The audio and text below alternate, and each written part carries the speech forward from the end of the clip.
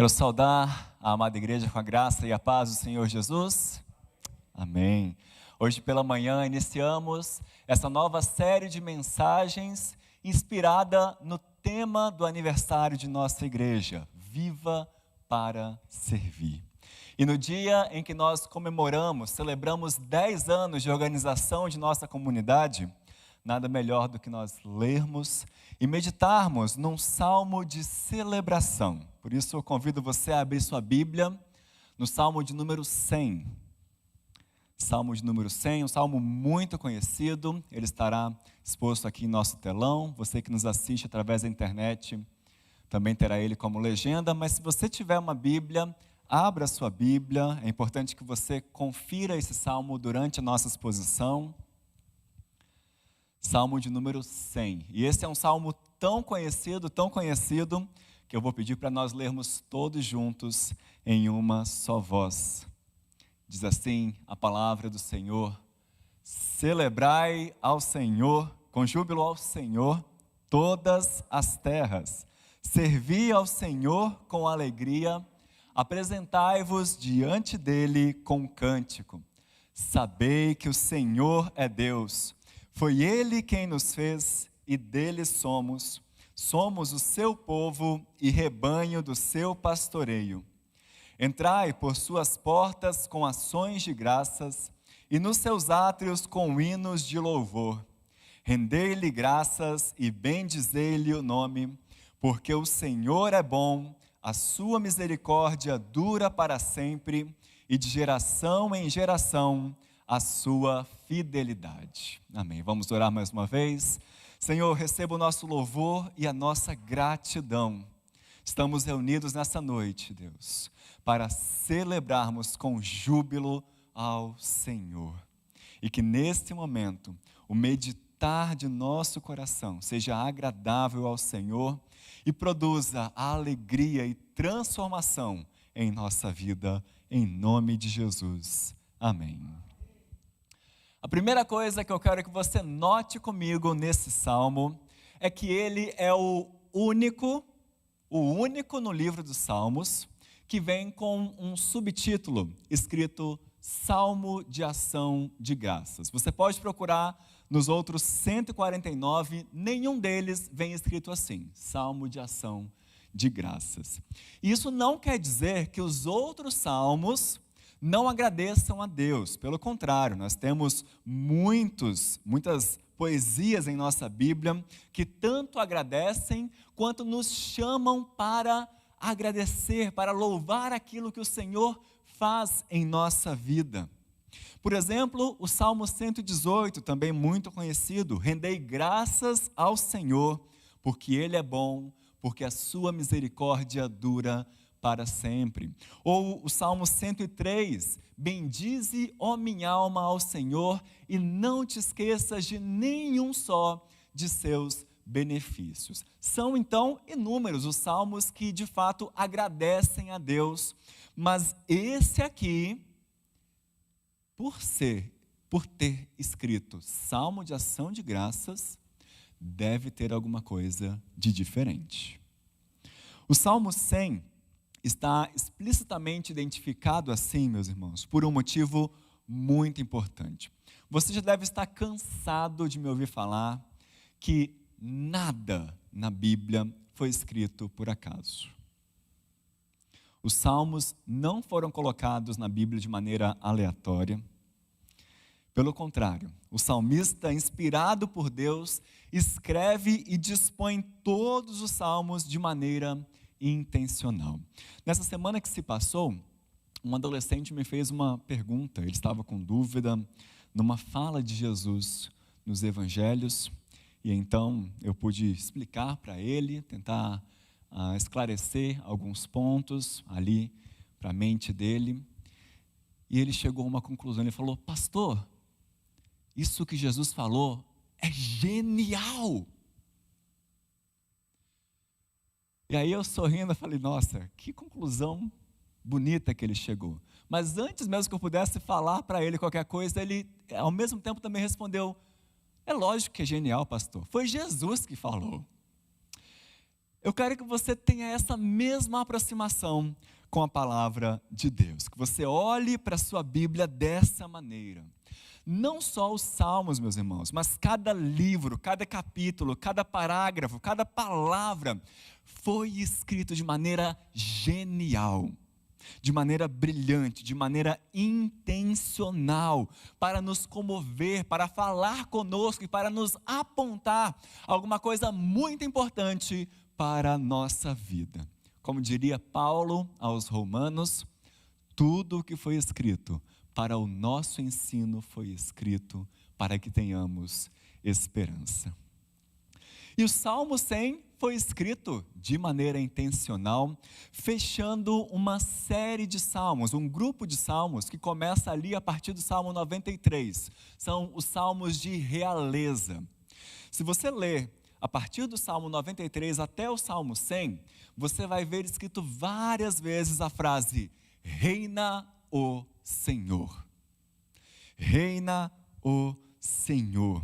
São salmos que afirmam repetidamente que Deus é rei sobre todas as coisas e por isso ele deve ser adorado por todas as pessoas. Mas eles fazem muito mais do que apresentar Deus como um soberano. Eles também mostram que esse Deus poderoso não é um rei distante que está sentado no seu trono, indiferente ao que acontece aqui na terra. Ele não é um soberano que fica dando ordens somente. Não, ele é um Deus que intervém na história do seu povo. E é por isso que a gente lê no Salmo 98, versículo 2, o Senhor fez notória a sua salvação. Ele manifestou a sua justiça perante os olhos das nações. Existe então, desde o Salmo 93 até o Salmo 100, um grande crescendo, onde várias verdades são enfatizadas até chegarem a um ápice. Reina o Senhor, Ele tem feito maravilhas. Reina o Senhor, Ele mostra a sua justiça. Reina o Senhor, Ele criou todas as coisas. Reina o Senhor, Ele derrama a sua misericórdia sobre toda a terra. Reina o Senhor, Ele responde àqueles que o clamam. Reina o Senhor.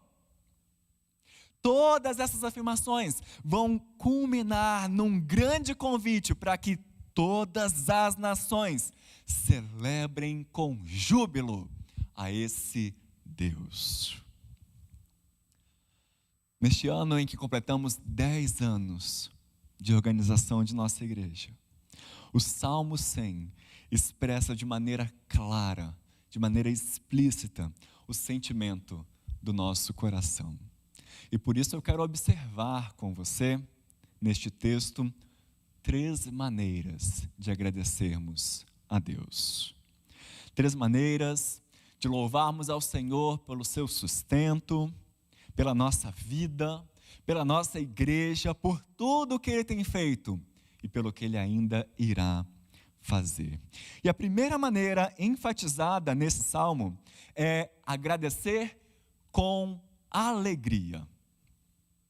Já cantamos aqui sobre isso hoje. E notem como que o salmista insiste nisso. Celebrai com júbilo ao Senhor. Servir ao Senhor com alegria. Apresentai-vos diante dele com cânticos. Entrai por suas portas com ações de graças. E nos seus átrios com hinos de louvor. Então notem como há uma chamada para nós nos alegrarmos no Senhor. Irmãos, infelizmente, ao longo do tempo nas igrejas, foi se perdendo a ideia de um Deus alegre.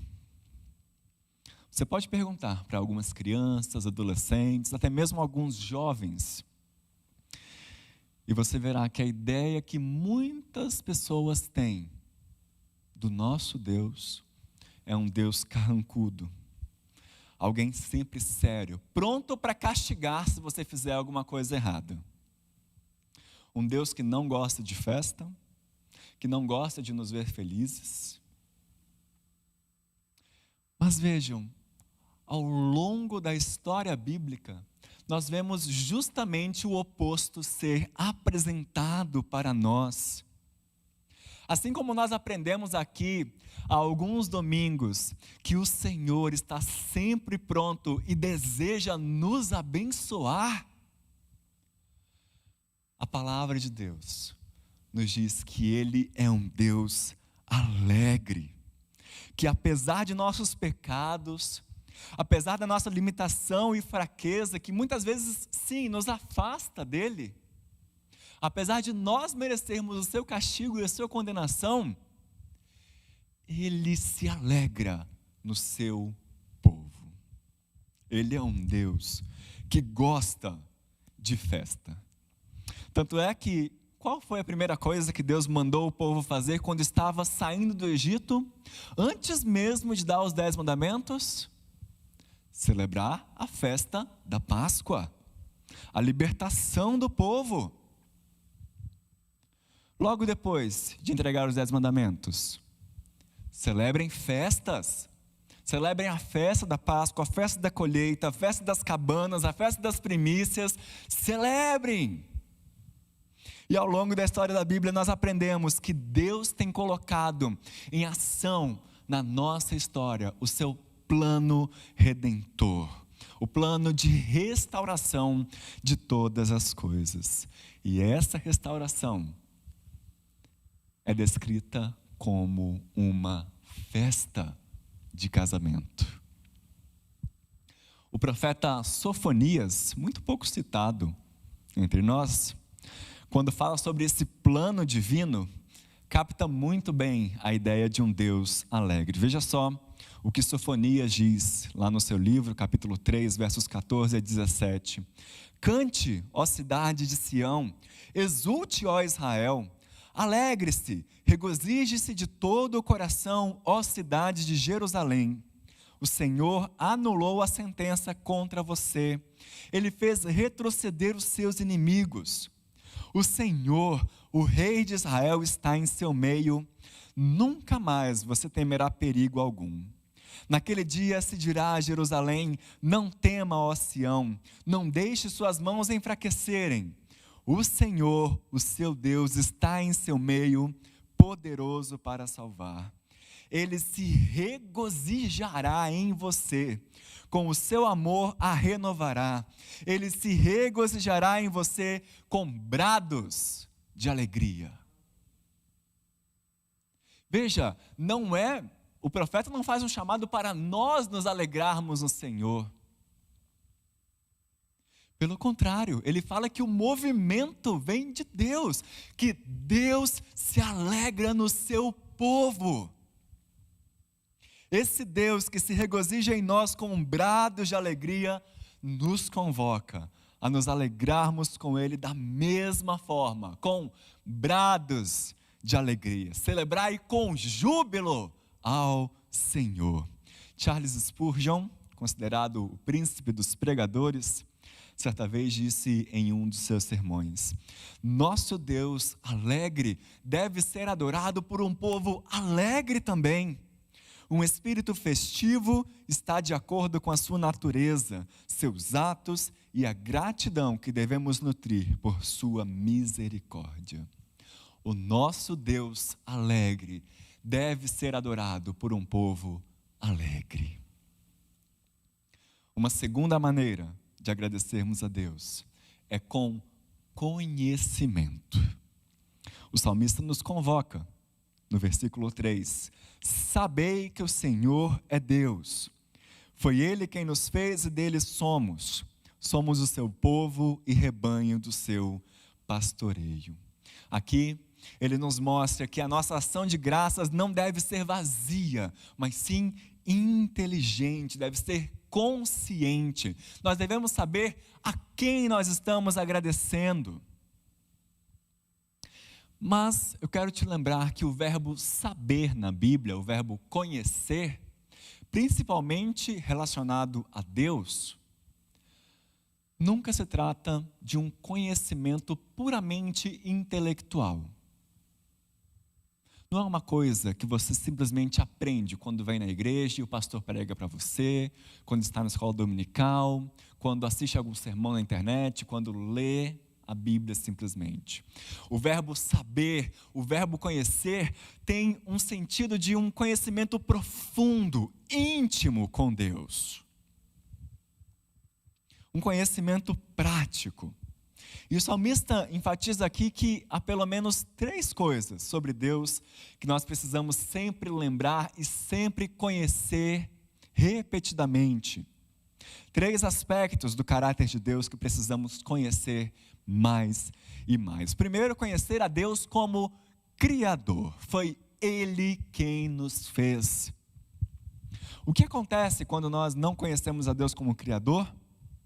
Nós imaginamos que nós somos nossos próprios criadores. Que a nossa vida, nosso destino, a nossa história depende somente de nós mesmos. Se nós não conhecemos a Deus, então nós não precisamos nem levar uma vida grata. Porque existimos sozinhos. Não tem ninguém além de nós mesmos para agradecermos. Segundo, conhecer a Deus como o nosso Redentor. Somos o seu povo e rebanho do seu pastoreio.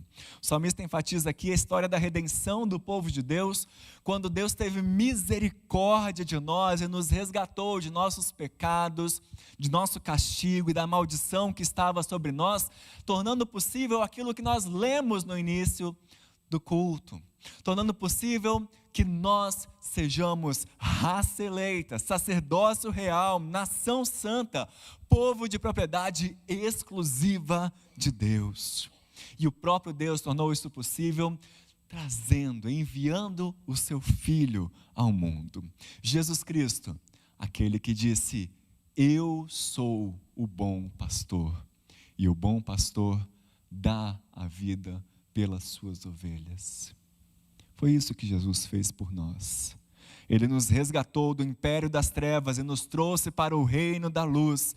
E Ele cuida de nós, e é por isso que nós podemos declarar, como o salmista aqui, que o Senhor é o nosso pastor e nada nos faltará. Como escreve James Boyce, o pastor americano, se não há outro motivo pelo qual devamos ser gratos a Deus, sejamos gratos pelo menos porque Ele nos criou e nos redimiu.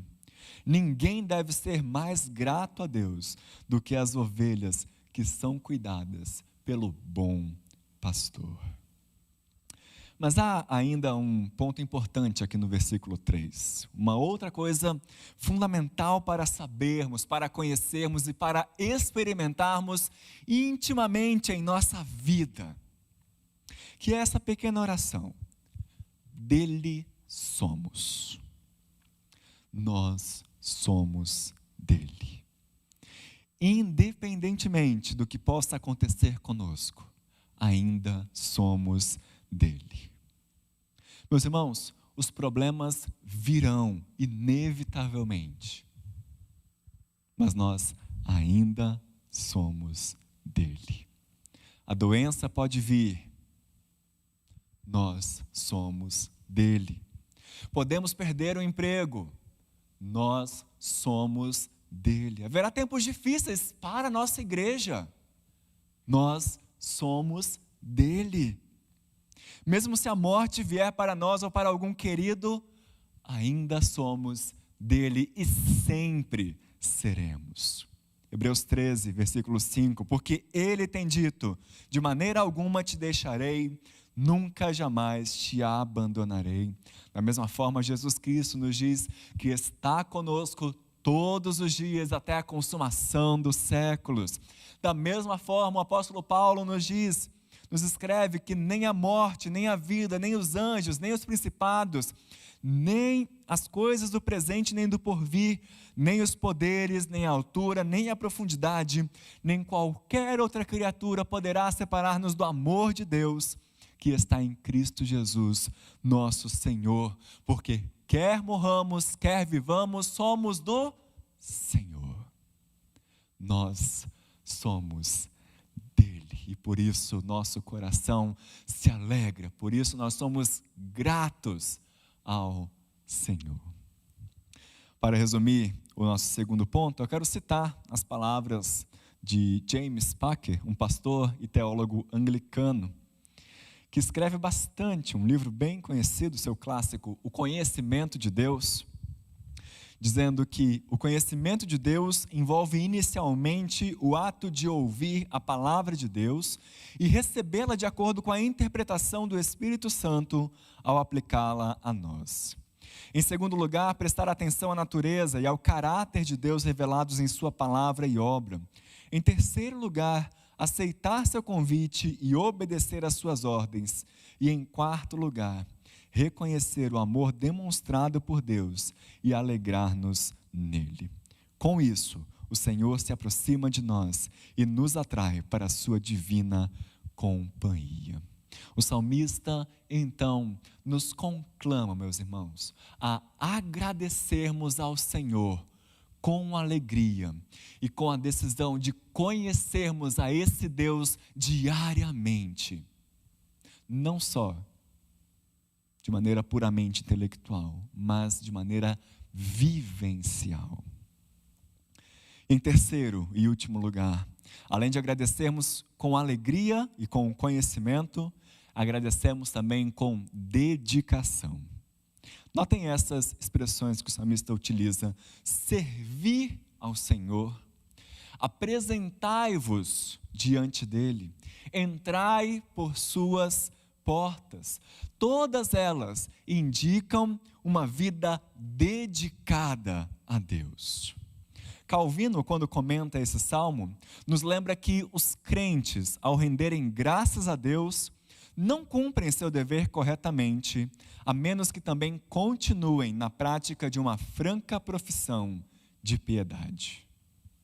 Ou seja, a melhor maneira de demonstrarmos gratidão é nos dedicarmos ao Senhor, como uma resposta àquele que nos criou, aquele que nos redimiu e nos chamou para sermos seu povo, aquele que mudou o nosso pranto em alegria. Agora todo o nosso ser é uma expressão de gratidão ao Senhor. O apóstolo Paulo nos orienta em Romanos 12 a apresentarmos os nossos corpos por sacrifício vivo, santo e agradável a Deus. E ele mesmo completa: como é que nós fazemos isso? Não nos conformando com a lógica secular, mas tendo a nossa mente transformada diariamente pelo próprio Deus. Deus nos convida a dedicarmos a Ele o nosso tempo, nosso dinheiro, os nossos dons e talentos. Deus nos chama a vivermos uma vida transformada e renovada pelo seu Espírito, ajuntando tesouros onde a traça não corrói. E ele faz isso não só de maneira individual. Assim como o salmista convoca todas as terras para celebrarem, todas as pessoas para o conhecerem, ele também convoca todos para se dedicarem a Deus. O projeto de Deus na minha vida, na sua vida, não é um projeto isolado e um projeto individual, mas é um projeto comunitário. Quando Deus nos chamou a Cristo, Ele não nos chamou de maneira isolada, mas para sermos juntos o seu povo eleito, participando todos de uma mesma herança. Isso significa que eu devo dar graças a Deus pelos cristãos e entre os cristãos. Além disso, que eu devo exercer a minha responsabilidade para com o povo de Deus, encorajando que cada um de nós respondamos de maneira graciosa ao Senhor. É com essa certeza, meus irmãos, que nós, pastores, presbíteros e líderes da Igreja Presbiteriana de Moema, entendemos que neste ano, mais do que nunca, Deus convida a nossa igreja para servir. servir a Deus, servir uns aos outros e também servir ao bairro em que nós estamos. Queremos comemorar esse ano de maneira alegre, conhecendo ainda mais ao nosso Deus e nos dedicando a Ele. Queremos celebrar a nossa viva história. Uma história que, como temos falado aqui desde o culto matutino, tem muito mais de 10 anos. Assim como o salmista faz, nós queremos trazer à nossa memória a certeza de que foi Deus quem formou essa comunidade. Foi Deus que trouxe cada pessoa até aqui, desde o primeiro grupo, com 15 pessoas, por volta ali do ano de 2003, 2004, até hoje. Foi Deus que nos pastoreou e, como bom pastor que é, não permitiu que nós nos perdêssemos nos momentos de desânimo. Foi Ele que nos livrou do vale da sombra da morte e nos guiou pelo deserto. Por isso nós o louvamos com alegria, com conhecimento e com dedicação. Queremos celebrar o presente, a nossa viva existência, porque como temos chegado a essa conclusão, essa é uma igreja que respira vida, com a presença de crianças, de adolescentes, de jovens, de adultos, de casais, de idosos, uma igreja que não para. Nem mesmo uma pandemia foi capaz de paralisar as atividades, por exemplo, do nosso coro, das mulheres que oram.